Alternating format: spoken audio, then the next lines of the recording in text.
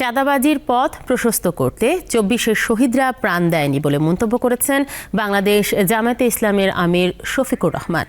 আজ ফেনীর পরশুরামের বল্লারমুখ বাঁধ পরিদর্শন করতে যাওয়ার পথে ফুলগাজীর কালীরহাটে ফেনীর শহীদ ইশতিয়াক আহমদ শ্রাবণের কবর জিয়ারতের পরে তিনি কথা বলেন। জামায়াতে ইসলামের আমির আরও বলেন, আওয়ামী লীগ দেশকে জাহান্নামে পরিণত করতে চেয়েছিল। এর আগে পরশুরামে যাওয়ার পথে ফেনী পৌরসভার ৬ নম্বর ওয়ার্ডের সুলতানপুরে বন্যায় ক্ষতিগ্রস্ত পরিবারকে উপহার দেয়া ঘরের উদ্বোধন করেন শফিকুর রহমান। যেই যন্ত্রণার হাত থেকে বাঁচার জন্য আমাদের সন্তানেরা জীবন দিল, এরকম যন্ত্রণা যেন আর কোনো শাসকের দ্বারা বাংলাদেশে ফিরে না আসে। বাংলাদেশকে কেউ যেন চুষে মুষে খেয়ে শেষ না করে।